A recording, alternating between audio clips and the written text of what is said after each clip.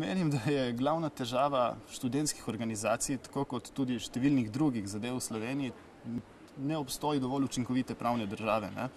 Lopovi se pojavljajo povsod in počnejo stvari, ki jih ne bi smeli povsod po svetu. Razliko naredijo tisti, ki odkrivajo njihova ravnanja, jih sankcionirajo in preprečujejo, da bi se ponavljala. Tako da te simptomi, ki jih je moč prepoznati v sami študentski organizaciji na ŠOUP-u, niso neka specifika ŠOUP-a. Specifika našega lokalnega okolja in morda tudi širše je to, da se tovrstnih dejanj ne kaznuje ne politično, ne pravno, ne sodno, praktično na nikakršen način. In če nekomu dopustiš, da počne kar hoče 6 let, bo tudi 7 leto to počel in morda celo pretepal kandidate na volitvah in podobno.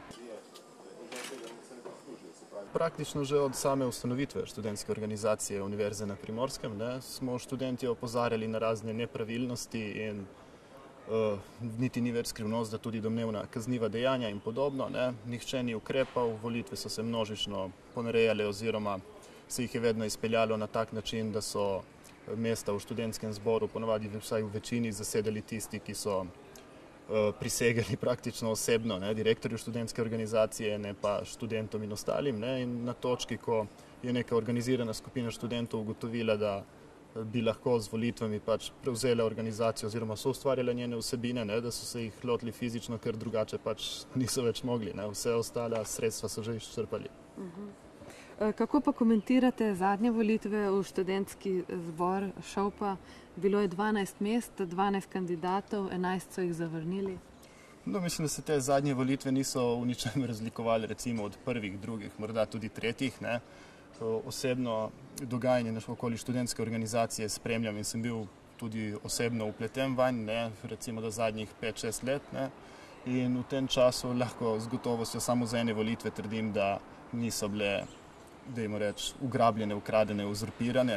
Jasno je, da so v preteklosti se celo študenti obračali na upravno in ostale sodišča zaradi nepravilnosti ob volitvah na ŠOUP-u, ampak tega očitno v tej državi to nikogar ne zanima. Pa ne bi bil po vašem mnenju to razlog za višjo volilno udeležbo? Kako komentirate to izredno nizko volilno udeležbo? V bistvu nizka volilna udeležba, vsaj na volitvah v študentsko organizacijo Univerze na Primorskem, je posledica odtujenosti študentov od same organizacije. Vsem je jasno, in to smo ob teh volitvah tudi najbolje videli, da se samimi volitvami ne da ničesar spremeniti, da se ne da ničesar doseči. In če z najosnovnejšim sredstvom demokracije ne moreš niti soodločati o upravljanju organizacije, s čim drugim bo potem lahko.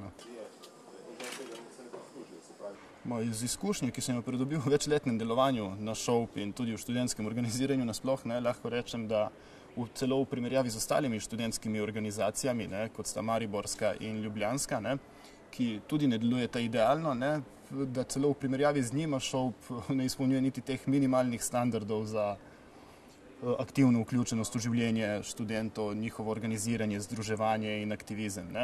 V končni fazi z ukinitvijo fizičnih bonov in prehodom na elektronsko prehrano sem prepričan, da večina študentov Univerze na Primorskem celo ne ve niti, kje se ŠOUP fizično nahaja, ker jim ni treba več hoditi tja.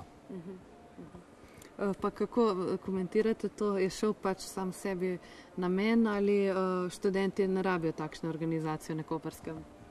To je zmotno. Študentje ne potrebujejo take organizacije, v kakršno se je skozi leta uzurpacije razvil ŠOUP. Definitivno pa potrebujejo neko zdravo študentsko organizacijo, kakršnim smo priča v tujini in tudi pozitivnim zgledom iz našega domačega okolja. Že v Kopru imamo recimo klub študentov in dijakov, ki pokriva zelo podobno področje delovanja, hkrati pa je način vodenja organizacije, participacija študentov pri soodločanju in dijakov ter vse ostalo svetlobna leta daleč od nedemokratičnih, netransparentnih praks na ŠOUP-u.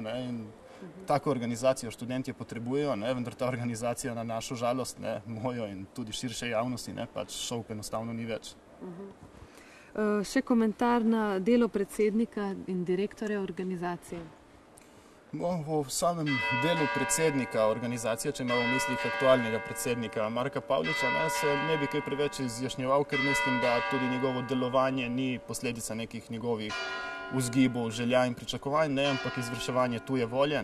Vemo, da na ŠOUP v vseh zadevah, tudi če tega ni moč soditi samih formalnih postopkov, vsem odloča in upravlja direktor, čeprav normativne podlage za to nima, vsebinske pa še manj.